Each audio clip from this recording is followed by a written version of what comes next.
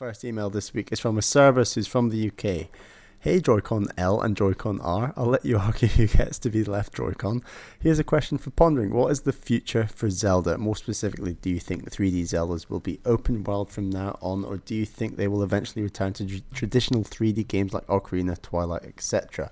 Is Breath of the Wild a one-off? Anuma seems pretty proud of the Breath of the Wild engine and its physics, so I think maybe they will use it at least once more. That being said, if we look at a very different Ocarina and Majora, there's not a guarantee a second game in a Breath of the Wild engine is open world at all. Always great to hear your thoughts. Keep it up. Your compadre Service. Well, Bally, I believe that I am the right Joy-Con, so I'm going to have to stake my claim there. Are you the pink one or the blue one? I think you're pink. Man, look, I'm getting a grey Switch, so I'm not in these colour wars. I'm not a part of that. I'm out there. I got the You're getting the neon, didn't you? You said you pre-ordered that. I am. It's coming. That's exciting. It's nice that we got a combination. It is, but it's also really helpful because we were discussing about how back in the day we always mixed up our Wii remotes, where now it'll be like, well, I'll clearly know which Joy-Cons are yours and which are mine. Do you think I could trade you like a left Joy-Con? Yeah. And then we can have like really unusual looking switches. Yes. And like we could do that, Bally. Is that the lamest thing ever? No, it's not. That sounds really dumb and stupid and the sort of thing that we would do. Sounds great. It does, but actually I think someone was saying that the way that you sync the Joy-Con to the Switch is as simple as just sliding them on. Like, can you imagine how bad like the last decade has been for us? Like every time we want to go over to each other's house, syncing a Wii remote, have to press for the Wii. We had to like go into the thing, hold the thing at the same time, do them both. You had to go to a menu, sync the controller. Now, Bally, the Joy-Con, you just slide it on and it syncs. Sounds pretty wonderful. Sounds pretty wonderful to me. So yes, Zelda. All that. Where's it going? We're not talking about Joy-Con to this segment. So, yeah. So okay. So the new Zelda game hasn't even come out, and we're already talking about the next one, which I like because that's something that only video game people do. Is like, yeah, this game's out. Let's talk about the next one already. But I think it's an interesting question because the nature of Breath of the Wild is that it is greatly divergent from the Zelda formula. It is doing things in a direction that we haven't gone in before, and in that sense it feels like this in itself is a weird spin-off, but then I think that there are interesting things we can factor into it.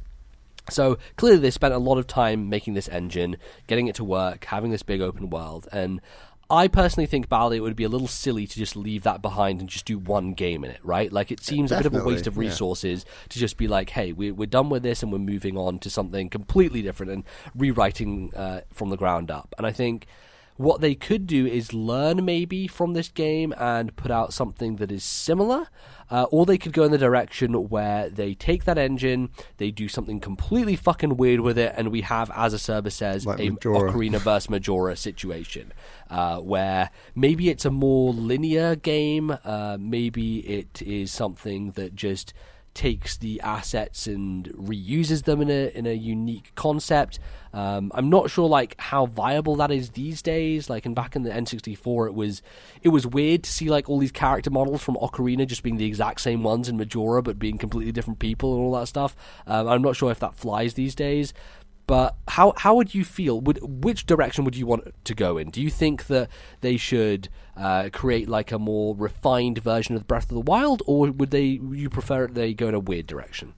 I'd like to see another game in the Breath of the Wild engine, but I do not mind if they do something crazy like a Majora or something like that, because ultimately people might be like, it's okay, but it's not as good as Ocarina, but like many people were with Majora. But ultimately, like, Majora's Mask coming out doesn't mean that Ocarina of Time doesn't exist. And like the beautiful thing about Zelda is that they put so much effort into reinventing, building engines from the bottom up almost each time they want to create a game. Obviously there's clashes like Phantom Hourglass with Spirit Tracks, for example, is another one where they use the same engine. But I think that the idea that they've got to make an even bigger and better Breath of the Wild once Breath of the Wild is out is just a bit simplistic and obvious for Nintendo. I don't think they're going to do that. And I'm actually confident that the next Zelda that comes out on Switch will be a top-down one. I think that you will see that sort of handheld aimed almost like Link Between Worlds-esque Zelda come out again. So I think that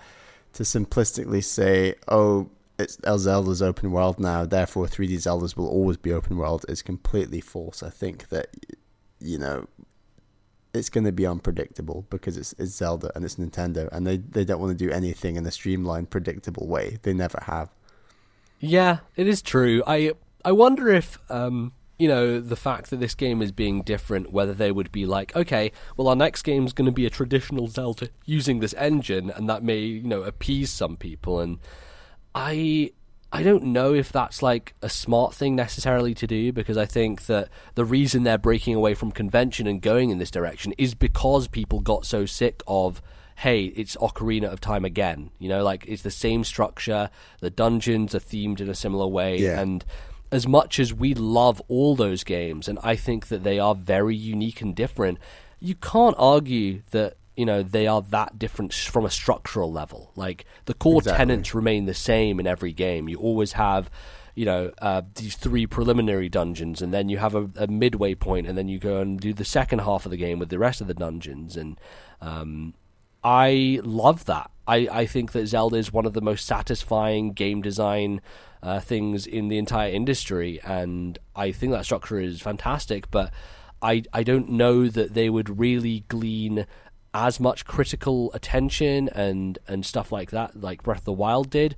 But maybe they don't need to, and maybe that's the wonderful thing about Switch, is that they're now in this position that they can basically make multiple versions of one franchise in a single console's lifespan, and that is exacerbated by the fact that we have previous Wii U games being ported over. So, like, Mario Kart 8 Deluxe doesn't necessarily mean there's not going to be another Mario Kart on this system. Like, likely there will be, and it will probably be something a bit different and a bit weird, and I hope they do that, because with Mario Kart 8 Deluxe, you basically have the ultimate traditional Mario Kart. Like, there's not really a way that you can iterate on that game to make it any more, you know, bog standard fantastic Mario Kartness. So why don't you go in a strange direction and you know, maybe bring back the double dash mechanic, or maybe do something even weirder and just you know, juggle things. And I hope that, you know, Mario Odyssey obviously looks weird in its own right, but maybe they do something else that is divergent with the Mario game. Like, we're in this situation where we're at the beginning of this lifespan, and we have tentpole franchises in year 1. So what does that mean for year 5? Like, clearly there'll be another Mario game, clearly there'll be another Zelda game, but what are the forms they take, and how do they approach them? I think that's the interesting question here. So let me humor you quickly, Bally, because I think this is an interesting thing that I could propose. Is I like the idea that they still go back to 2D Zelda, and they still do that and make, you know, I don't know, Link the third Link Between Worlds, Link to the Past game, but what if they go along the lines of the Captain Toad model? And my my idea, I would say, is, hey, we have this physics engine, and we have all these items, and we have these abilities.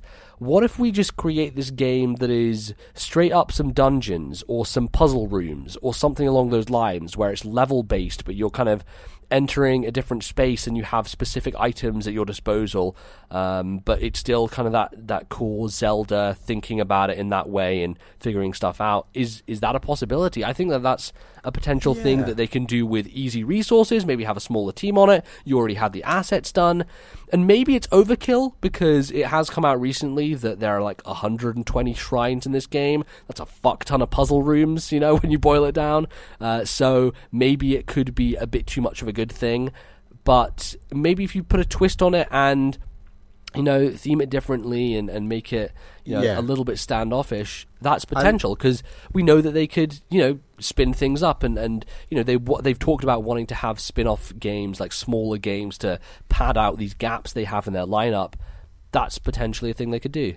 Definitely. I think they will use that engine in some way, and you're right, it's about how they use it. I'd be surprised if they do what you'd suggested, with where they take a sort of more smaller scale approach and look to intricate dungeons and smaller puzzles that you complete almost on like a level basis, like you said.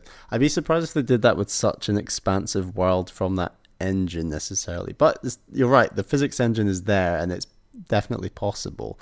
I don't know, something What about all that space with like the horse riding or something? Can you make something out of that, or is that a bit niche? That feels like very spin-offy game, like horse ride. Like yeah, I mean, absolutely, but I don't know. I think we'll see something crazy. Or what if you just had like this massive moon that came down and crushed the whole world, and you're racing against time or something?